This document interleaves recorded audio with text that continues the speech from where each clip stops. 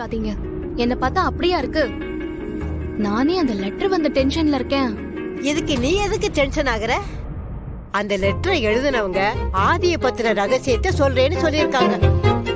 அது என்னன்னு தெரியல.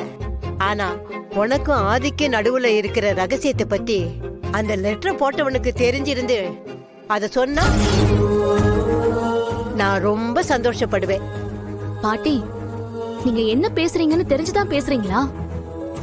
அவருக்கு பழைய விஷயங்கள்லாம் தெரிஞ்சதுன்னா அவரோட உயிருக்கு பிரச்சனை ஆயிடும் தானே. நான் இவ்ளோ நாளா அத பத்தி பேசாம அமைதியா இருக்கேன். நீங்க என்னடா அண்ணா அத பத்தி தெரிஞ்சாலும் பரவாயில்லங்கிற மாதிரி பேசுறீங்க.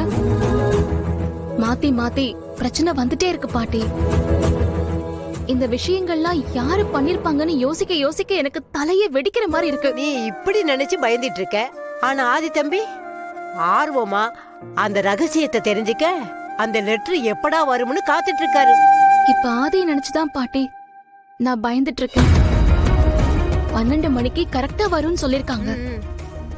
வரப்போற லெட்டர்ல என்ன இருக்குமோ ஏது இருக்குமோன்னு ஒரே படபடப்பா இருக்கு.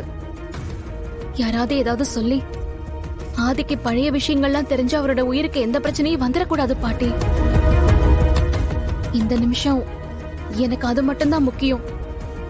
அதுக்காக தான் நான் இவ்ளோ நாளும் மித்ரா பண்ற எல்லா விஷயங்களையும் பொறுத்துக்கிட்டேன். பாரதி, நீ கண்டதை நினைச்சு மனச போட்டு குழப்பிக்காத. நடக்கிறது எல்லாமே நல்லதுக்கு தானே நினைச்சுக்க. நீ பயப்படுற மாதிரி எதுவும் நடக்காது. எத்தனையோ விஷயத்த பாத்துட்ட, இதையும் பாத்துக்கலாம் விடு. எது எப்படியோ பாட்டி, நீங்க என் கூட இருக்கிறதுனால எனக்கு அப்பப்போ ஒரு சின்ன ஆறுதல் உங்க மூலமா கிடைக்குது. இல்லனா நான் உடைஞ்சு போயிருப்பேன். பாரதி, இன்னும் எத்தனை நாளைக்கு தான் நான் இப்படியே இருப்பேன்னு நினைக்கிறேன். நான் கண்ணை மூடுறதுக்குள்ள நீயும் ஆதியும் ஒண்ணு சேர்ந்து உங்களை ஒரு குடும்பமா பார்த்துட்டா நான் நிம்மதியா போய் சேர்ந்துருவேன். பாட்டி, ஏன் பாட்டி இப்படி எல்லாம் பேசுறீங்க? உண்மையதான் சொல்ற பாரதி. ஆனா உனக்குதான் எதுவுமே புரிய மாட்டேங்குது.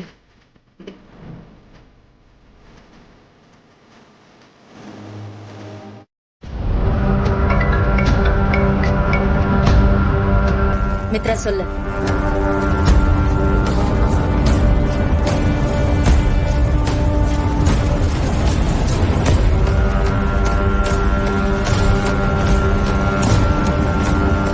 என்ன சொல்ற மித்ரா? ஆமா மேடம், இந்த விஷயத்தை கேள்விப்பட்டதும் எனக்கு என்ன பண்றது ஏது பண்றதுன்னு தெரியாம நான் அப்படியே மொத்தமா குழம்பி போயிட்டேன். உடனே உங்களுக்கு இன்ஃபார்ம் பண்ணுங்கிறதுக்காக தான் கால் பண்ணேன். சரி, இது யார் பத்த வேலையா இருக்கும்னு ஏதாவது ஐடியா இருக்கா? ஏன்னா பாரதி பண்றதுக்கு வாய்ப்பு இல்ல. அவ ஆதி மேல உயிரிய வச்சிருக்கான். அவ அப்படியெல்லாம் பண்ணிருக்க மாட்டான். வேற யார் பண்ணிருப்பாங்க? ஆதிய பத்தின எல்லா ரகசியமும் நமக்கு மட்டும்தான் தெரியும். ஏதோ கிணறு விட்டு பூதம் கிளம்புன மாதிரி ஏதோ புது பிரச்சனை கிளம்பிருக்கே. ஏற்கனவே இருக்கிற பிரச்சனையை நம்மளால சமாளிக்க முடியல. இதுல இது வேறையா? ஒரே குழப்பமா இருக்கே. எங்களுக்கும் ஒன்னும் புரியல மேடம். 12 மணிக்கு இன்னொரு லெட்டர் வரும்னு அந்த லெட்டர்ல எழுதிருக்கு மேடம். அத நினைச்சாதான் எனக்கு ரொம்பவே பயமா இருக்கு. இத பண்ணது யாருன்னு உடனே கண்டுபிடிச்சாகணும். எங்க பாருங்க, இந்த விஷயத்துல நீங்க 2 பேரும் தலையிடாதீங்க. நான் இத துரைய வச்சு ஹேண்டில் பண்ணிக்கிறேன். நான் துரைக்கிட்ட இப்ப பேசுறேன். அவனை வச்சு இதை யார் பண்ணிருப்பாங்க நான் கண்டுபிடிச்சிருவேன். நான் பாத்துக்கிறேன். ஆனா எனக்கு என்னமோ நம்ம மாட்டிக்குவோமோன்னு பயமா இருக்கு மேடம். மித்ரா, அப்படி மாட்டினா அது எப்பவோ நடந்திருக்கும். அப்படியெல்லாம் எதுவும் ஆகாது. நீயா தேவையில்லாம ஏதாவது பேசி வம்புல மாட்டிக்காத. அதுக்கப்புறம் அது பெரிய பிரச்சனை ஆயிடும். புரியுதா? யா, ஓகே, நான் பாத்துக்கிறேன்.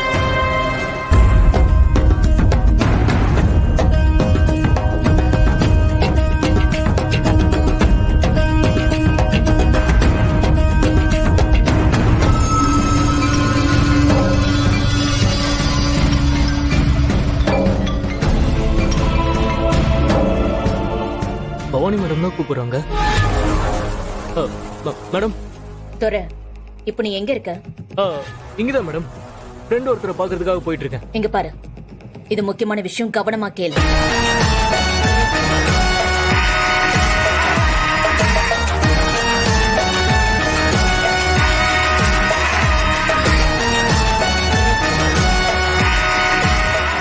மேடம் லெட்டர் யார் போட்டாங்கன்னு கண்டுபிடிக்கிறத விட அதுல என்ன இருக்குன்ற விஷயம் முக்கியம் அப்படிதானே மேடம்?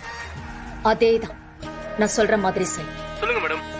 அந்த லெட்டரை டெலிவரி பண்ண வர போஸ்ட்மேனை மித்ரா வீட்டுக்கு வரதுக்குள்ள ரோட்லயே வச்சு லாக் பண்ணிடு. அவனுக்கு பணத்தை கொடுத்து செட்டில் பண்ணிட்டு அந்த லெட்டரை நீ வா. ஓகே மேடம், நீங்க சொல்ற மாதிரி பண்ணிடுறேன். ஆனா நான் மித்ரா வீட்டு பக்கத்துல வெயிட் பண்ணிட்டு இருக்கப்போ ஆதி என்ன பார்த்துட்டானா பெரிய பிரச்சனை ஆயிடுமே மேடம். ஷோ, டேய், உனக்கு கொஞ்சமாவது மண்டையில ஏதாவது இருக்கா? போஸ்ட்மேன் வரதே எங்கேயாவது மறைஞ்சு நின்னு பார்த்து வேலையை முடிச்சிட்டு வா. அதை விட்டுட்டு மாட்டிப்பா அது இதுன்னு இடியட் மாதிரி பேசிக்கிட்டு இருக்க. ஆனா உன்னடா, உன்னெல்லாம் இவ்வளவு நாள் அந்த மித்ரா எப்படி வச்சு வேலை வாங்கினானே தெரியல. எங்க பாரு, அந்த பிளான் எக்காரணத்தை கொண்டு மிஸ் ஆயிடவே கூடாது. 12 மணிக்கு வர லெட்டர் அந்த ஆதி கைக்கு கிடைக்கவே கூடாது.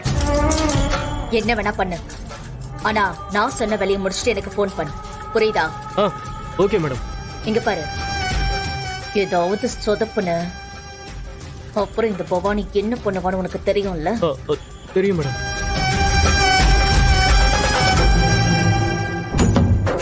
ஷோ அப்பா சாமி, இவங்களுக்கு நடுவுல வாழ்றது பெரிய பொழப்பா இருக்கும் போல இருக்கு. நமக்கு இந்த ஜென்மத்துல இப்படிதான் வாழ்க்கை இருக்கணும்னு ஆண்டவன் எழுதிருக்கான் போல. என்ன பண்ணி தொலைக்கிறது? நம்ம பசங்களை கூட்டு போய் போஸ்ட்மேனை தூக்குற வழியை பார்ப்போம்.